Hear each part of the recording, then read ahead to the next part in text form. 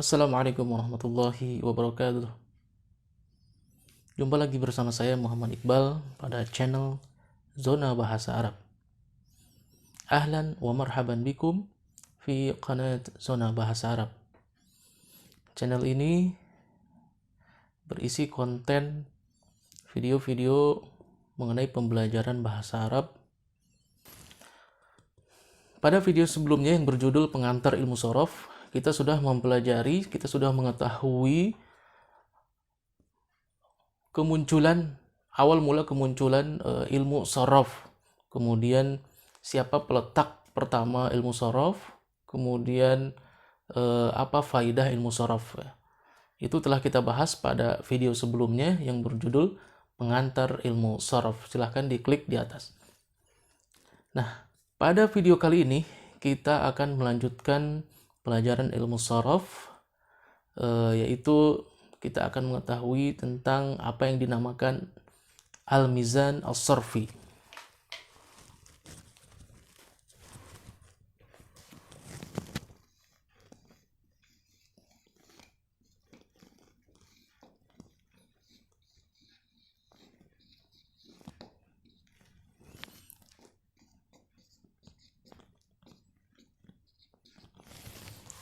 Al-mizanu as-sarfi, ya.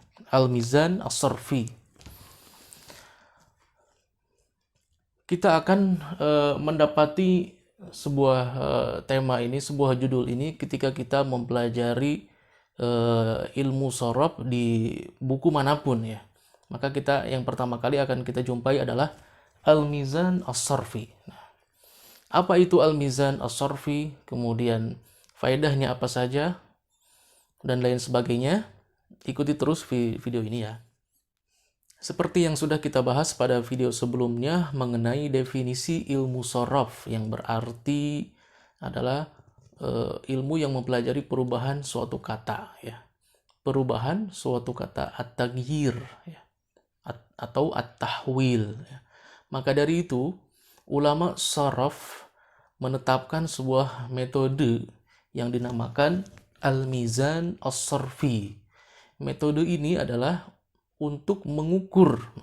Al-mizan atau al-miqyas adalah alat ukur. Maksudnya adalah al-mizan as-sarfi ini adalah sebuah metode untuk mengukur suatu kata di dalam bahasa Arab yang dalamnya terdapat perubahan-perubahan, ya.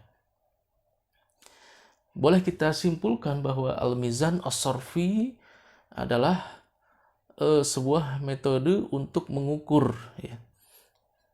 Metode untuk mengukur suatu kata di dalam bahasa Arab. Maka dari itu, ulama shorof menentukan 3 kata sebagai alat ukur atau acuan di dalam perubahan struktur kata, yaitu fa'ala.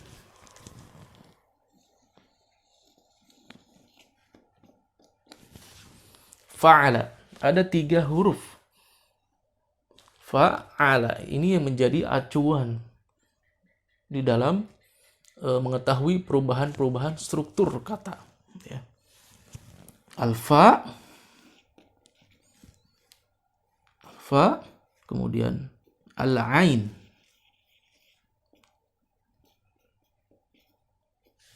dan al-lam.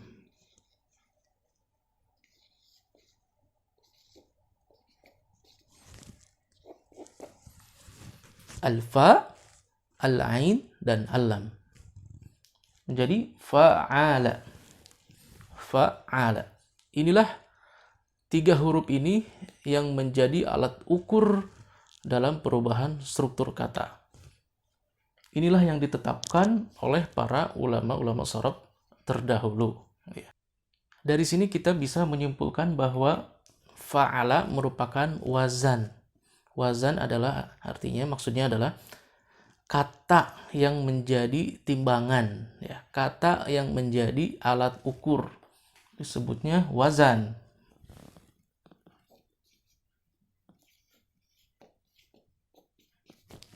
Waznun.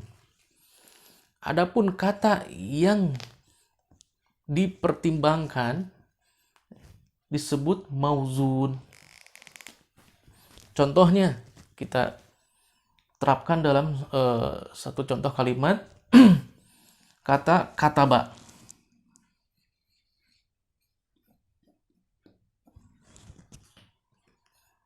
Kataba, maka alat ukurnya adalah fa'ala. Fa'ala dengan fathah semuanya. Kataba fa'ala. Fa'ala disebut wazan atau waznun, sedangkan kataba disebut mauzun.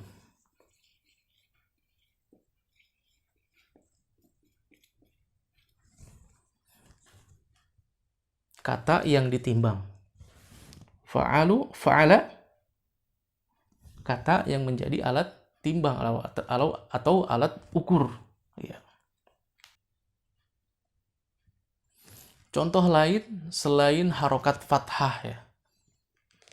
Ini kan fa'ala semuanya harokatnya fathah. Fa'ala. Sekarang kita akan mengukur suatu kata ya. Yang tadi contoh pertama adalah kataba. Sekarang karuma.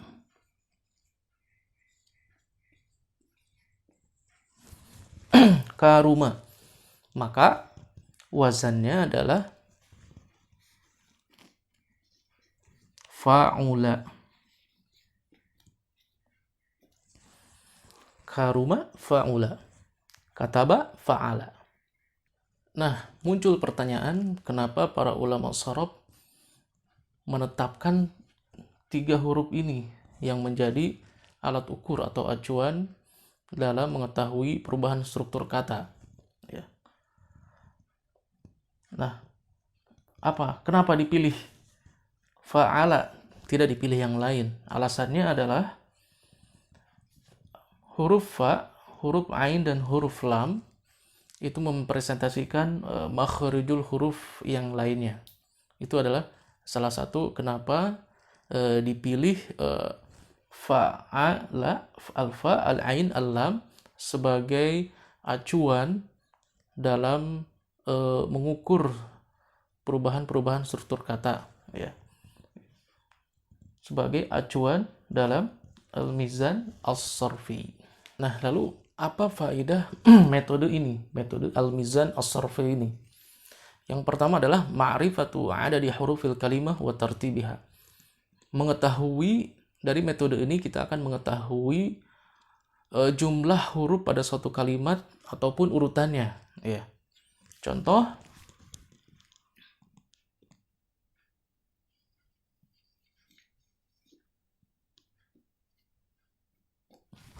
Contoh kata ya Isa dengan Ayisa. Ya Isa dengan Ayisa. Kita mengetahui bahwa ya Isa maupun Ayisa adalah satu kalimat yang sama ya artinya. Nah, ya Isa wazannya adalah fa'ila.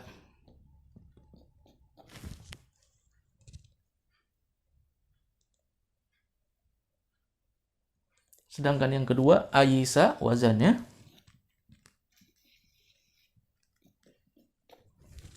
afila. Fa'ila, ya Isa fa'ila, Ayisa afila. Dari contoh kalimat ini kita akan mengetahui urutan suatu huruf dalam sebuah kalimat. Ya Isa fa'ala. Fa'ala. Kemudian Ayisa afila. Nah, di sini terjadi apa? Mendahulukan huruf ain, afila. Ma'rifatu harakati hurufil karimah wa sakanatiha. Ya. Kita akan mengetahui harokat huruf dalam suatu kata maupun sukun. Ya. Contoh,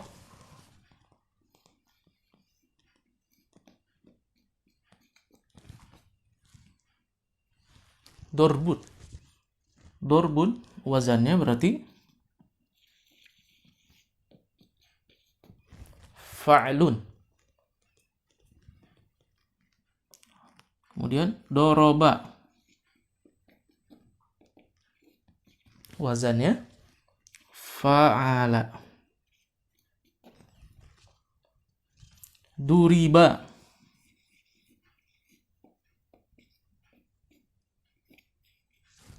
Wazannya fu'ila. Dorbun fa'ilun. Doroba fa'ala. Duriba fu'ila. Dari sini kita akan mengetahui bahwa dorbun adalah bentuk masdar. Kemudian doroba bentuk fi'lun, kata kerja. Duriba fi'lul madhi mabni lil majhul.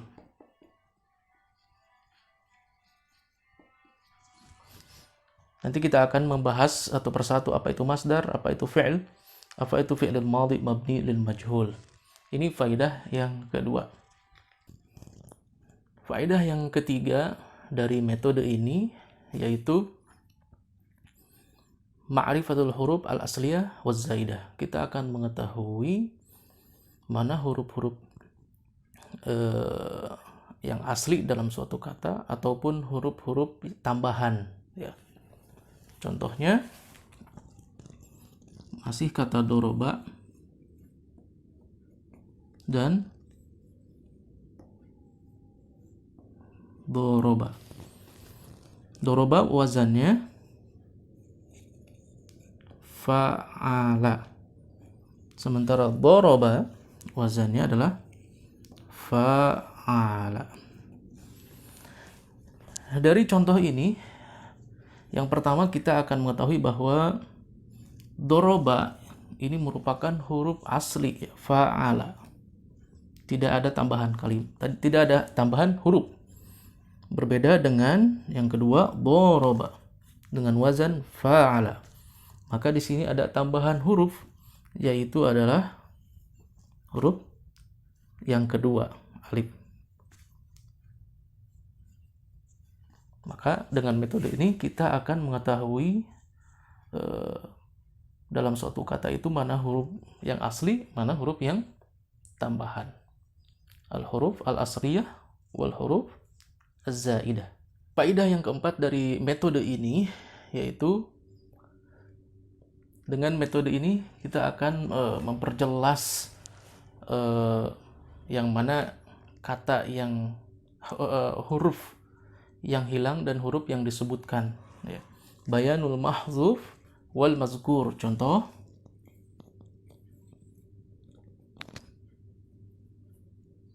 wa'ada dengan ya'idu. Jika wa'ada wazannya adalah fa'ala, maka ya'idu wazannya adalah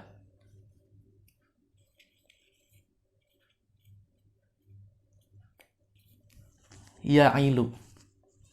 Maka di sini ada yang dihilangkan, yaitu faul kalimah yang seharusnya adalah yau'idu. Seharusnya adalah yau'idu, tapi orang Arab tidak bisa, ya. Huruf illah berturut-turut tidak bisa, ya. Huruf illah di sini adalah alif, ya, dan waw. Nah, di sini ya dengan waw bersatu huruf illah dalam suatu kata, maka ini tidak bisa. Maka menjadi ya'idu. Wawnya hilang. Waw yang menjadi faul kalimah. Maka wazan dari ya'idu adalah ya'ilu. Nah, inilah beberapa faedah dari metode al-mizan as-sarfi. Sekarang, bagaimana jika sebuah kalimat terdiri dari lebih dari 3 huruf, maka acuannya ada beberapa berikut ini acuannya, ya. Yang pertama, jika huruf-huruf itu asli seperti dahroja,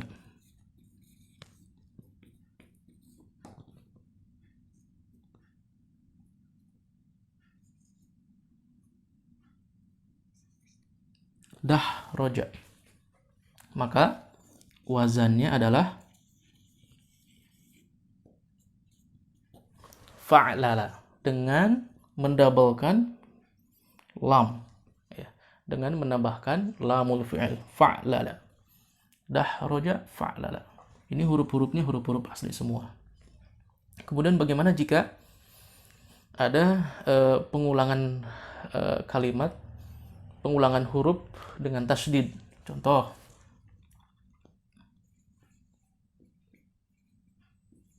qaddama. Qaddama. Ini seolah-olah karena ada tasydid ini, seolah-olah dalnya ini 2. Sehingga diganti dengan tasydid. Jadi 4 kan, lebih dari 3. Maka wazannya adalah fa'ala. Fa'ala. Nah, sekarang bagaimana jika suatu kata yang hurufnya lebih dari 4 yang merupakan tambahan, merupakan kata-kata tambahan, seperti contoh istakhroja.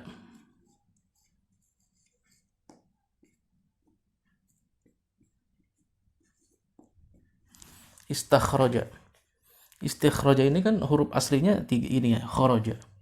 Sedangkan ini yang 3 di awal ini adalah merupakan huruf-huruf tambahan. Maka wazannya adalah istaf'ala.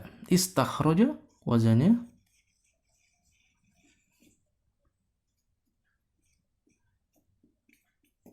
istaf'ala. Demikian video kali ini membahas tentang al-mizan as-sarfi. Sampai jumpa di video berikutnya. Wassalamualaikum warahmatullahi wabarakatuh.